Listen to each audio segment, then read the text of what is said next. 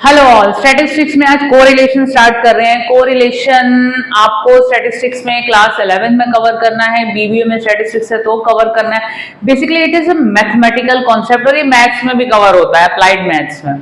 तो कई जगह इसकी प्रोबेबिलिटी है, थोड़ा सा ट्रिकी लगता है बच्चों को, तो चलो जी हम उसे क्लियर करने का जो हमने बीड़ा उठाया है हम वो करने जा रहे हैं। बेसिकली होता क्या है, हमें जो कोरिलेशन निकालना होता है, कोरिलेशन के हमारे पास 3 मेथड्स हैं। है क्या बेसिकली कोरिलेशन? पहले तो आपको ये पता है कोरिलेशन क्या है। हमारे 2 वेरिएबल्स हैं। फॉर एग्जांपल आपने माइक्रो इकोनॉमिक्स में पढ़ा होगा डिमांड एंड प्राइस, ठीक है। These are 2 variables. अब आप देखिए demand and price are interrelated, negatively related. तो उन दोनों के बीच में जो कोरिलेशन है दैट इज नेगेटिवली कोरिलेटेड। हम करने क्या जा रहे हैं कोरिलेशन में, हम 2 वेरिएबल्स का आपस में कैसा कोरिलेशन है that we are going to study. अब वो हमने जो माइक्रो में किया वो हमें यहाँ नहीं करने, वो तो एक वेरिएबल है। Price is a variable, demand is a variable, supply is a variable. कोई से भी 2 फैक्टर्स लेंगे, कोई से भी 2 वेरिएबल्स लेंगे और उसके बीच में क्या रिलेशनशिप है, किस डिग्री का वो रिलेशनशिप है with the mathematical formula we are going to study in correlation. पहली चीज तो ये है, यानी बेसिक सी डेफिनेशन है कि 2 वेरिएबल्स हम लेंगे, whatever 2 variables are there, we are just going to check whether both the variables are correlated और नॉट कोरिलेटेड। पहली चीज तो हमें देखनी है कि कोरिलेटेड है या नहीं है, और अगर इनवर्सली है या पॉजिटिवली है, और किस लेवल तक कोरिलेटेड है, वो लेवल, वो डिग्री भी हमें इसमें स्टडी करनी है बेसिकली।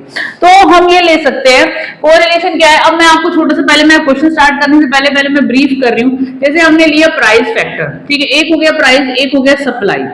अब हमें ये पता है if price is increasing obviously supply will be increasing. This is the situation of positive correlation. Correlation is denoted with R. अब हम लेते हैं आपका प्राइस और डिमांड। प्राइस अगर इंक्रीज होता है, डिमांड डिक्रीज करती है, इसका मतलब क्या हुआ, दीज आर नेगेटिवली कोरिलेटेड। ठीक है, आपको पहले पॉजिटिव और नेगेटिव कोरिलेशन पता होना चाहिए। आपसे इस तरीके के एमसीक्यूज भी पूछे जा सकते हैं। एक चीज ये हो गई। दूसरी चीज हो गई हमारी कोरिलेशन के अंदर हमें डिग्रीज आइडेंटिफाई करनी पड़ती है।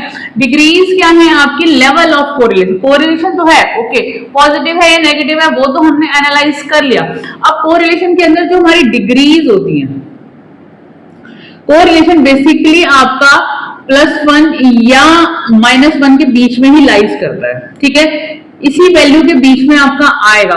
अब हम कहते हैं 3 तरीके के हम इसमें कोरिलेशन हम डिफाइन कर सकते हैं, 3 तरीके की हम डिग्रीज दे सकते हैं।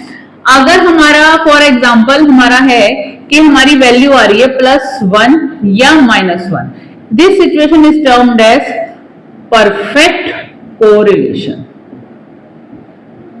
ठीक है जी, प्रॉपर वैल्यू आ गई, आर की वैल्यू +1 आ रही है या आर की वैल्यू प्रॉपर -1 है, यानी ये 100% पॉजिटिव कोरिलेशन है, ये 100% नेगेटिव कोरिलेशन है। ये परफेक्ट कोरिलेशन तो हमें क्लियर हो गया, ठीक है। एक सिचुएशन आपकी हुई है, इसे मैं रब कर दिया।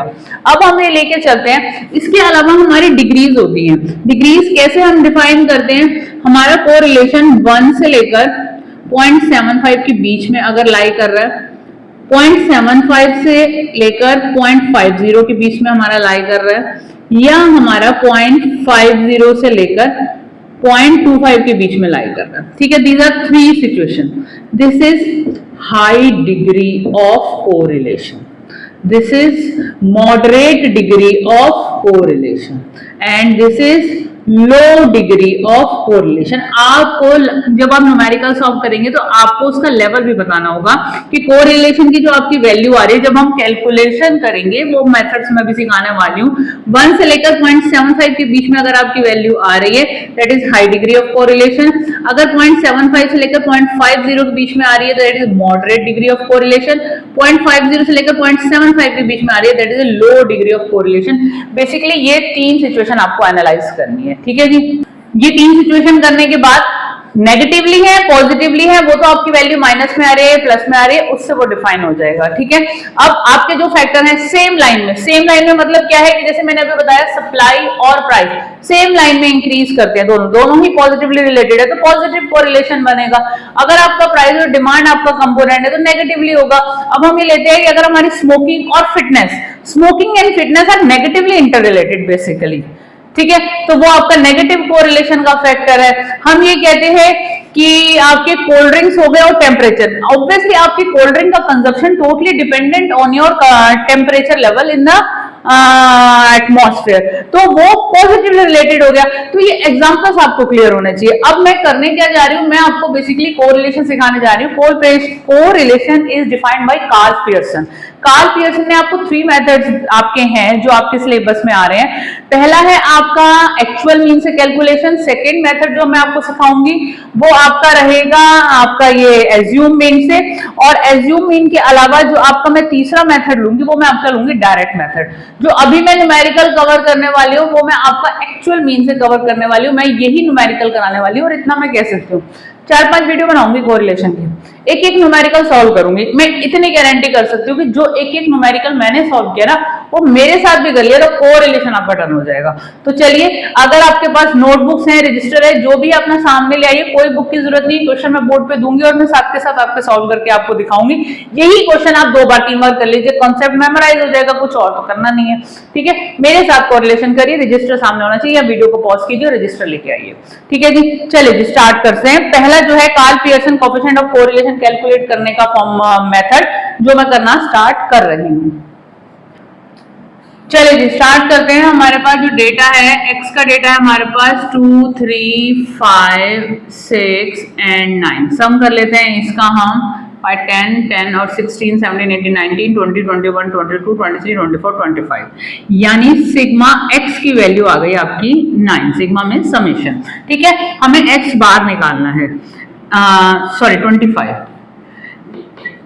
हमें एक्स बार निकालना है। एक्स बार के लिए हम क्या करेंगे, 25 जो हमारी सिग्मा एक्स की वैल्यू आई है डिवाइडेड बाय एन, तो हमारा क्या आ गया 1, 2, 3, 4, 5, एन टोटल नंबर है हमारा 5, तो हमारा ये वैल्यू आ गई 5। देखिए जी, पहले सबसे पहला काम हमें जो वैल्यू निकालनी है, हमें एक्स बार निकालना है, यानी मीन निकालना है।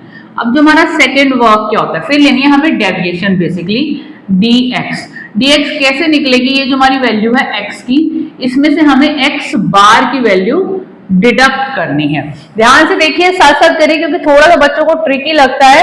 तो हम x bar x 2 minus 5 minus का 3, 3 माइनस 5 माइनस का 2, then 5 minus 5 0, then 6 minus 5 plus 1, और फिर हमारा 9 माइनस 5 4। अब हमारे 2 पॉजिटिव हैं, सॉरी 2 नेगेटिव है।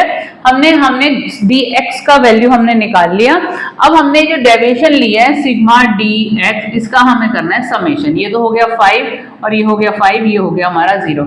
हमेशा जब आप एज्यूम मीन से करेंगे तो ये वैल्यू 0 आएगी, ये आप चेक करते हुए चलिए। मैं आगे से हट रही हूँ so that you can check. अब जो हमारी जो डेविएशंस बेसिकली निकल के आई है ना, इसका हमें करना है स्क्वायर, dx का होल स्क्वायर। 3 3 जा 9, माइनस माइनस कट गया, 2 2 जा 4, 0 0 0, 1 1 1, 4 4 जा 16, स्क्वायर रूट करने आने चाहिए। अब हम इसका करेंगे सम अगेन। ठीक है, तो हमारी वैल्यू आ जाती है इसकी सिग्मा dx स्क्वायर की वैल्यू आती है 30। पहले हमें एक वेरिएबल लेना है, उसकी हमें डेविएशन लेनी है और फिर उसका हमें स्क्वायर करना है। ठीक है, अब हम क्या करते हैं, मैं यहाँ पे थोड़ी सी लाइन ऊपर से बना देती हूँ। अब हम दूसरा वेरिएबल लेंगे और दूसरे वेरिएबल में भी हमें यही करना है। हमारे पास जो डेटा है y का डेटा है हमारे पास 2, देन 5, देन 6, देन 7, देन 10। ठीक है जी, इसका भी हमें सम करना पड़ेगा। 17 प्लस 6 प्लस 5 प्लस 2 हमारा हो गया 30। Sigma y is equal to 30। अब हमें y बार निकालना है, तो 30 कितने वेरिएबल्स थे, 5 थे, तो क्या आ गया 6। ठीक है जी, इसके बाद इसके बाद हमें लेनी है deviation, that will be denoted by dy। इसके लिए हमें क्या करना पड़ेगा, y माइनस y बार जो हमारा ये निकल के आया है। तो 2 माइनस 6 माइनस का 4, 5 माइनस 6 माइनस का 1, 6 माइनस 6 0, प्लस 1 प्लस 4। इसका भी सम करके देख लेते हैं। बिल्कुल हमारा सिग्मा डी वाई की वैल्यू आ रही है 0। चेक कर लेना बेटा, डेरिवेशन अगर गलत होगी तो आगे स्क्वायर भी आपका गलत हो जाएगा। ठीक है, इसके बाद हमें क्या करना है, डी वाई का स्क्वायर, 4 4 जा 16, 1 1 जा 1 0 1 4 4 जा 16, हमारा 16 + 1 17, और 17 और 17 आपका कितना हो गया, 17 + 17 आपका 34 हो गया, सिग्मा डी वाई का स्क्वायर। देखिए जी, इतनी चीज देखिए, पहले इतनी चीज को समझिए, क्योंकि चीजें करते हुए चलेंगे तो बहुत अच्छा रहेगा मेरे साथ के साथ। इतना काम करने के बाद आपको क्या करना है, एक और काम करना है, dx dy। dx कौन सा वेरिएबल है, दिस वन, dy कौन सा वेरिएबल है, दिस वन, और इनकी आपस में करनी है मल्टीप्लिकेशन। आपस में अब हम इसे कोरिलेट करने वाले हैं। 4 3 जा 12, यही चीज माइनस से माइनस कट गया, 2 1 जा 2, 0 से 0, 1 1 जा 1, 4 4 जा 16, 16 और एक 17, 18 19, 19 + 12 हमारा आ गया 31। Sigma D X D Y की वैल्यू आ गई 31। बेसिक चीज तो मैं कहूंगी कि ये टेबल है, क्योंकि जब मैं देखो, अभी तो आपको आ रहा होगा अगर आप पहली बार देख रहे हैं। इसके बाद मैं आपको ये मैंने कराया आपको एक्चुअल मीन से, फिर मैं कराऊंगी एज्यूम मीन से, और फिर मैं कराऊंगी डायरेक्ट मेथड। जब तीनों मेथड हो जाते हैं कंफ्यूजन तब आता है और तब समझ में नहीं आता है। तो बेसिकली चीजों को मेमोराइज करते हुए चलेंगे तो शायद मुझे नहीं लगता कि कोई दिक्कत आने वाली है। इसको ध्यान से मेमोराइज तो आपको करना ही पड़ेगा, इसमें तो आपका कोई वो आपका है ही नहीं, आपको करना ही करना है। चलिए जी, अब हमें निकालना है कोरिलेशन। आर से डिनोट करते हैं कोरिलेशन को, जो हमने उधर sigma D X D Y की वैल्यू निकाली थी, डिवाइडेड बाय अंडर रूट जो हमारी ये वैल्यू आई है, सिग्मा डी एक्स का स्क्वायर और सिग्मा डी वाई का स्क्वायर। अब देखिए कौन सी वैल्यू हमें चाहिए, एक ये वैल्यू चाहिए हमको, एक ये वैल्यू चाहिए और एक ये वैल्यू चाहिए। ये तो वैसे भी हमारी 0 आ रही है और x बार का हम काम कर चुके हैं। बेसिकली फॉर्मूले में कई बार बच्चों से वैल्यू पुट करने में दिक्कत आती है। तो 31 डिवाइडेड बाई, हम एक साथ भी कर सकते हैं, सिग्मा डी एक्स स्क्वायर की वैल्यू आई 30, सिग्मा डी वाई स्क्वायर की वैल्यू आई 34। अंडर रूट तो आप शायद 8 या 9 में बच्चे आप सीख चुके हो, तो वही अंडर रूट है, वही आपको कैलकुलेट करना है।